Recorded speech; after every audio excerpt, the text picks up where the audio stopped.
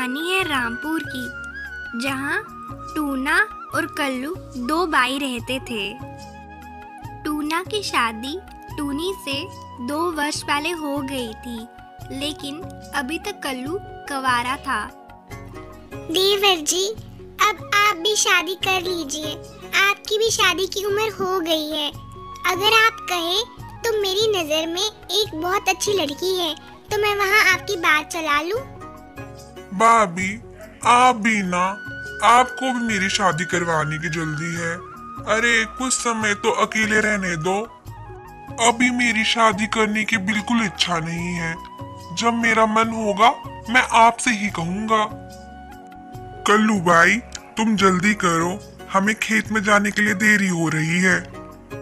Tuna और कल्लू खेती बाड़ी करते और कई तरह की सब्जियां उगाते। वे सब्जियां उगाने के बाद बाजार में बेच आते। इस तरह से वे अपना जीवन खुशी खुशी बिता रहे थे। टूनी भी उनका खूब ध्यान रखती।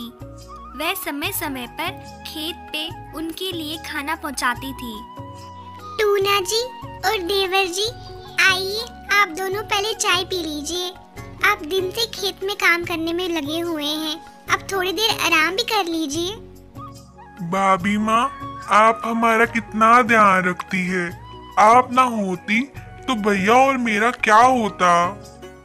इसलिए तो कह रही हूँ देवर जी, अब आप भी शादी कर लीजिए, ताकि मेरी भी कोई मदद करने वाला इस घर में आ जाए। वो भाभी, मैं आपसे एक बात कहना चाहता हूँ, मगर समझ नहीं आ रही है कैसे कहूँ। वो मुझे ना एक कवि पसंद आ गई है।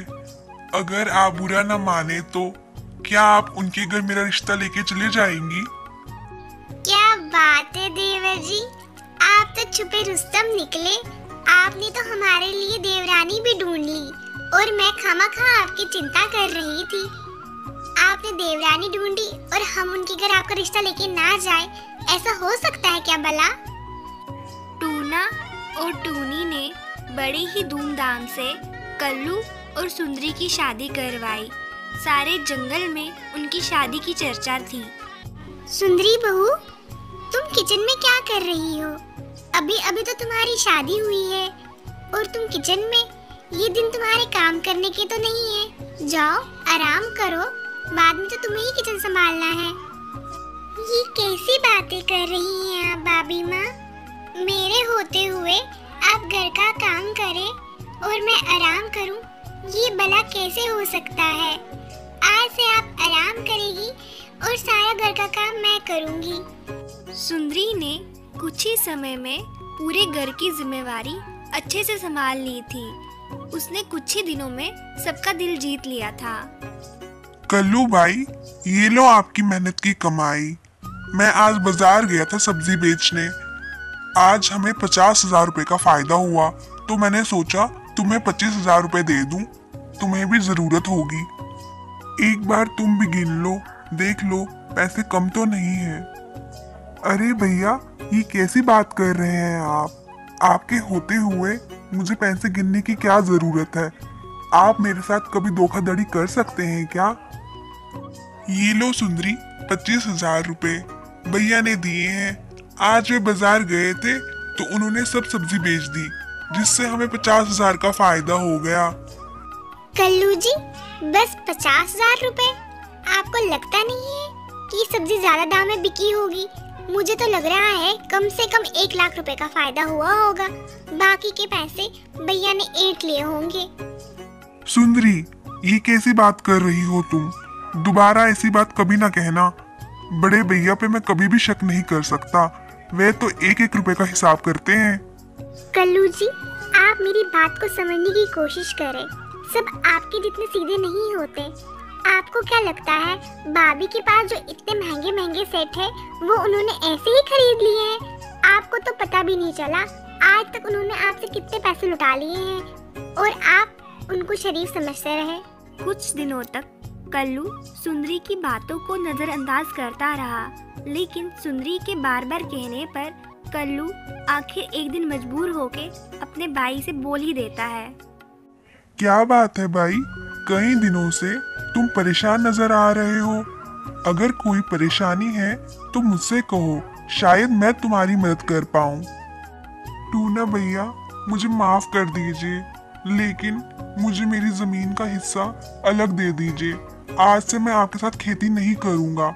आप अपने हिस्से में खेती कीजिए, मैं अपने हिस्से में करूंगा। छोटे, ये कैसी बात कर रहे हो तुम? मुझसे कोई गलती हुई है क्या? अगर तुम्हें लगता है मैंने कोई गलती की है तो मुझे माफ कर दो। कृपया मुझे मेरी गलती सुधारने का मौका दो, मगर ऐसी बात ना करो छोटे।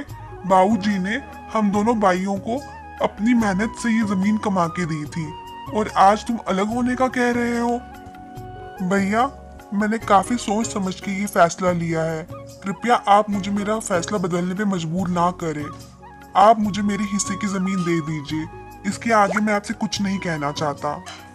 छोटे, मुझे नहीं पता तुम ऐसी बातें क्यों कर रहे हो, मगर जो भी तुम्हारी इच्छा है वैसे ही होगा। बस मैं तुमसे ये कहना चाहता हूँ, जीवन में अगर तुम्हें कभी भी मेरी जरूरत हो तो मेरे दिल के दरवाजे तुम्हारे लिए हमेशा के लिए खुले हैं। ये कहते ही टूना कल्लू को उसके हिस्से की जमीन दे देता है। टूना इस बार अंगूर की खेती करने का सोचता है। अपने बड़े भाई अंगूर लगाता देख कल्लू भी अंगूर की खेती करता है। कुछ समय बाद दोनों की पककर तैयार हो जाती है। टूना के अंगूर बड़े और मीठे थे, जबकि कल्लू के अंगूर छोटे और काफी खट्टे थे। ये सब देखकर कल्लू काफी परेशान हो जाता है। वह ये सोच सोच के परेशान हो जाता है कि टूना ने तो गोबर का इस्तेमाल किया था, जबकि कल्लू ने बाजार से लाया महंगा फर्टिलाइजर अपने खेत में डाला था। फिर भी उसके अंगूर छोटे और खट्टे थे, जबकि टूना के अंगूर काफी बड़े और मीठे थे। सुंदरी, हम बर्बाद हो गए। इस बार मैंने जो अंगूर की खेती की थी वे सब छोटे और खट्टे निकले, जबकि भैया के अंगूर काफी बड़े और मीठे हैं। अब हमारे अंगूर कौन खरीदेगा? इस बार लगता है हमें अपना जीवन गरीबी में ही बिताना पड़ेगा। कोई बात नहीं कल्लू जी, आप बिल्कुल फिक्र ना करें, सब ठीक हो जाएगा।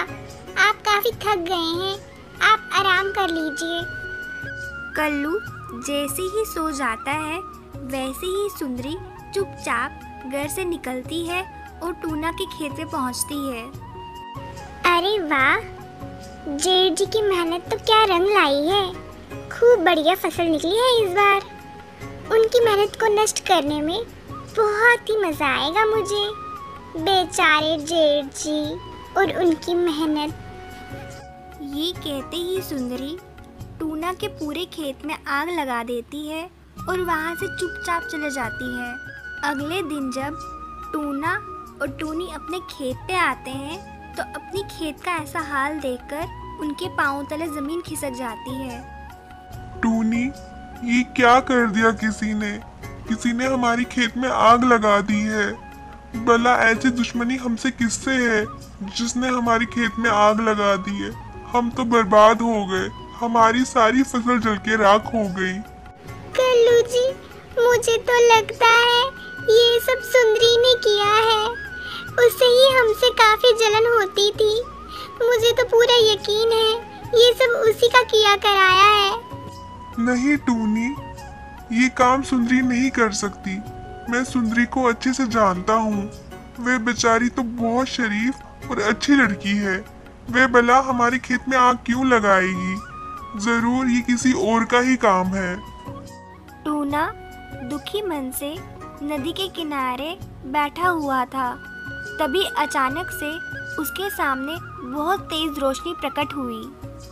बच्चा टूना, उठो, परेशान मत हो। जाओ, तुम घर जाओ, तुम्हारी परेशानी का हल हो चुका है। ये कहते ही वह रोशनी गायब हो जाती है। टूना को कुछ भी समझ नहीं आता कि उसके साथ क्या हुआ। वह तुरंत ही घर की ओर चल पड़ता है। वह जैसे ही घर पहुंचता है तो ये देखकर हैरान हो जाता है। उसके घर के सामने एक जादुई अंगूर की बेल प्रकट हो गई थी जिस पे बहुत ज्यादा फल लगे हुए थे। टूनी, जल्दी आओ, ये देखो हमारे घर के बाहर जादुई अंगूर की बेल प्रकट हुई है। गुरुजी ने मुझे आशीर्वाद दे दिया। अरे वाह टूना जी, ये तो चमत्कार हो गया। भगवान ने आपको आपकी मेहनत का फल दे दिया। टूना ने अपने जादुई अंगूर जब बाजार में बेचे तो सबने लगे हाथों उसके अंगूर खरीदे। वे काफी बड़े और बहुत ही मीठे थे। सबने उसके अंगूरों की काफी प्रशंसा की। इस प्रकार टूना ने काफी पैसे कमा लिए। वहीं दूसरी ओर कल्लू के अंगूर छोटे और खट्टे होने के कारण उसकी बिक्री बिल्कुल भी नहीं हुई। किसी ने भी उसके अंगूर नहीं खरीदे, जिस कारण उसका काफी नुकसान हो गया। कल्लू रोते हुए घर लौट आता है। कल्लू को रोता देख टूनी भी रोना शुरू कर देती है। कल्लू जी, मुझे माफ कर दीजिए। आपके साथ आज जो कुछ भी बुरा हो रहा है वह सब मेरे ही कारण हो रहा है। मैंने ही बड़े भैया के खेत में आग लगा दी थी और उनकी सारी फसल को नष्ट कर दिया था। मेरे कारण ही आपका इतना नुकसान हुआ है। क्या? सुंदरी, मुझे तुम्हारी बातों पर बिल्कुल भी विश्वास नहीं हो रहा। तुम इतना गिर सकती हो, मैंने कभी सोचा भी नहीं था। अगर तुम्हें माफी मांगनी ही है तो जाके मेरे बड़े भाई से मांगो। तुमने मेरे देवता समान भाई पे शक किया और आज उसी कारण हमारा ये हाल हो गया। ये कहते ही कल्लू और सुंदरी तुरंत टूना और टूनी के घर चले जाते हैं और उनसे माफी मांगते हैं। टूना भैया, भाभी माँ, मुझे माफ कर दीजिए। मैंने ही आपके खेत में आग लगाई थी और आज मेरे ही कारण कल्लू जी का भी इतना नुकसान हो गया है। सब बुराई मेरी वजह से ही हुई। मुझे माफ कर दीजिए। आप चाहे तो मुझे घर से निकाल दीजिए, बट आप कल्लू जी को अपना लीजिए। मैं आपके बिना नहीं रह सकते। आज जो कुछ भी हुआ है उसकी भी जिम्मेवार मैं हूँ, कल्लू जी नहीं। आप कृपया मुझे माफ कर दीजिए। सुंदरी बहू, तुम्हें अपनी गलती का एहसास हो गया है। इससे बड़ी बात और क्या हो सकती है। और रही बात कल्लू की, कल्लू तो मेरे बेटे जैसा है। बच्चे गलती नहीं करेंगे तो कौन करेगा। तुम दोनों मेरे बच्चे जैसे हो। इस दिन के बाद से टूना और कल्लू दोबारा एक साथ मेहनत करने लगे और बाजार जाकर खूब पैसा कमाने लगे। सुंदरी और टूनी घर का सारा काम करती तथा इस दिन के बाद से वे सब खुशी खुशी रहने लगे। इस कहानी से हमें ये शिक्षा मिलती है कि एकता में ही बल है। तो दोस्तों, कैसी लगी आपको कहानी? हमें कमेंट करके ज़रूर बताएं। तब तक वीडियो को लाइक करें, शेयर करें और हाँ, चैनल को सब्सक्राइब करना ना भूलें।